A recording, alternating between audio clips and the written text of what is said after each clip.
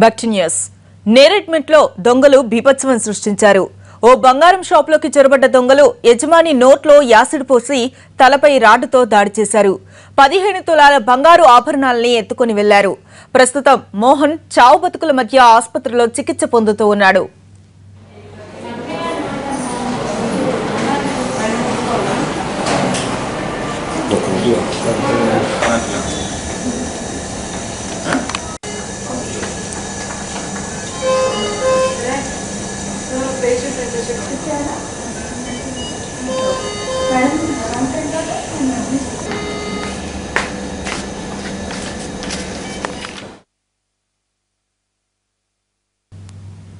దొంగల దాడితో మోహన్ చావు బతుకుల మధ్య ఆసుపత్రిలో చికిత్స పొందుతూ ఉన్నాడు. ఈ ఘటనకు సంబంధించిన పూర్తి డీటెయిల్స్ ని మా ప్రతినిధి రమేష్ వేట్ల మనకు అందిస్తారు. ఒక బంగారు వ్యాపారపైన యాసిడ్ దాడి జరిగింది. అయితే దీనికి సంబంధించి అటు పోలీసులు ఇటు డాక్టర్లు అతనికి సంబంధించిన సమాచారం అని చెప్పడానికి సిద్ధంగా ఉన్నారు. సార్ చెప్పండి, అసలు ఇప్పుడు పరిస్థితి మోహన్ పరిస్థితి ఏ విధంగా ఉంది? సార్ మోహన్ రాత్రి అరౌండ్ 8 o'clock అండి ఎమర్జెన్సీలో హాస్పిటల్కి తీసుకొచ్చారు. వచ్చినప్పుడు పేషెంట్ మొత్తము నోరంతా కాలిపోయి ఉందండి. ఈ టంగ్ అంతా స్వెల్లింగ్ వచ్చేసి ఈ was not able to breathe at all. అసలు difficulty in breathing, oxygen saturation అవన్నీ బాగా తక్కువ ఉన్నాయి. సో ఎమర్జెన్సీలో మాకు సర్జరీ చేసి ఆయనకు ఊపిరికి ఇది క్లియర్ చేయడానికి ట్రేకాస్టమీ అనే ఆపరేషన్ చేయాల్సి వచ్చింది. నిన్న షాపులో తన వర్క్ చేస్తున్న సమయంలో ఇద్దరు అగంతకులు వచ్చి అతని దగ్గర నుంచి ఏదైతే బంగారం లాక్కోవడానికి ప్రయత్నం చేస్తారో తను అడ్డుకోవడంతో అతనిపై యాసిడ్ దాడి చేశారు. అయితే దీనికి సంబంధించి ప్రస్తుతానికి కుటుంబ సభ్యులు ఉన్నారు. సార్ చెప్పండి, అసలు ఏం జరిగింది, ఏమని చెప్పాడు మోహన్? నేను హైత్ నగర్లో ఉంటానండి. ఆల్రెడీ మార్నింగ్ 11 o'clock ఫోన్ చేశాను, ఫోన్ లిఫ్ట్ చేయలేదు. ఆల్రెడీ 11 to 12 మధ్యలో జరిగింది ఇన్సిడెంట్.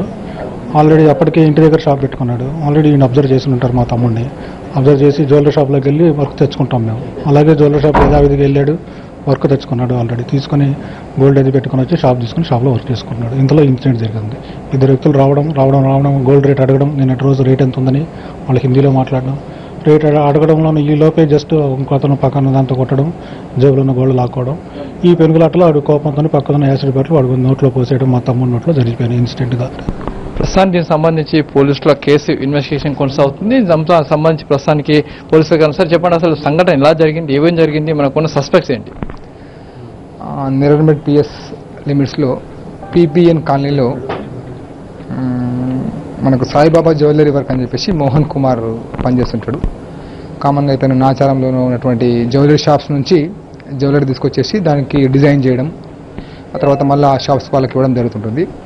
సో నిన్న ఆల్మోస్ట్ 12:30, 1 o'clock మధ్యలో ఇతను ఈ షాప్లో పనిచేస్తుండగా ఇద్దరు వ్యక్తులు వచ్చేసి హిందీలో, అంటే ప్రస్తుతానికి ఇతను మాట్లాడలేని స్థితిలో ఉన్నాడు, కాకపోతే మనకు ఏం జరిగింది మొత్తం రాసి చూపిస్తున్నాడు. కాబట్టి అతను చెప్పిన దాని ప్రకారం అయితే 12:30 నుంచి 1 o'clock ప్రాంతంలో ఇద్దరు వ్యక్తులు వచ్చేసి హిందీలో అభి ఏక్ తులా కిత్నా చల్ రా, అభి దో ఐటమ్ కైసా లేతే బోల్కే అని హిందీలో మాట్లాడారు.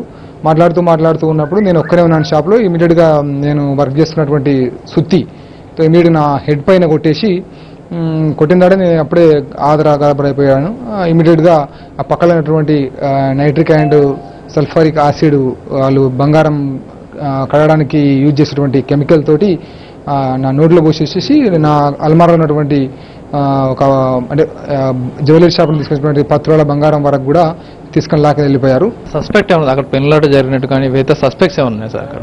అంటే ప్రస్తుతం సీన్ ఆఫ్ అఫెన్స్ చూసినంత వరకు అయితే అక్కడ ఓన్లీ సల్ఫిక్ యాసిడ్ కొద్దిగా పడిపోయినట్లుంది. ఈ బాడీస్ మాత్రం ఏం డిస్టర్బెన్స్ లేవు, బాడీస్ సేమ్ అదే ప్లేస్లోనే ఉన్నాయి. కాబట్టి మేము ఆ యాంగిల్లో కూడా ఇన్వెస్టిగేషన్ చేస్తున్నాం. అంటే ఎవరే ఉండొచ్చు అని ఇప్పటివరకు ఏమన్నా మీకు ప్రధానంగా? ప్రస్తుతానికైతే ఇంకా ఏమి ఆధారాలు లేవు. అక్కడ ఆ ఏరియాలో కూడా ఎటువంటి సీసీ ఫుటేజెస్ కానీ అట్లాంటివి ఏమి మనకు లభించలేదు. సీన్ కూడా పూర్తిగా డిస్టర్బెన్స్ కాలేదు కాబట్టి 2 విధాలుగా మేము ఇన్వెస్టిగేషన్ చేస్తాం. ఈ కేసుకు సంబంధించి ప్రస్తుతానికి విచారణ కొనసాగుతుంది. మరోవైపు దీంట్లో కొన్ని సస్పెక్ట్స్ ఉన్నాయి, దాని ప్రకారం ముందుకు వెళ్తున్నాం. అయితే యాసిడ్ దాడి జరిగిన తీరు పట్ల కొన్ని అనుమానాలు వ్యక్తం చేస్తున్నారు పోలీసులు. దీనిపైన ఇంకా పూర్తిగా కొన్ని ఆధారాలు వచ్చిన తర్వాత కానీ ముందుకు వెళ్ళలేమని చెప్తున్నారు. కెమెరా పర్సన్ కిషోర్తో రమేష్ వైట్ల, ఎన్టీవీ.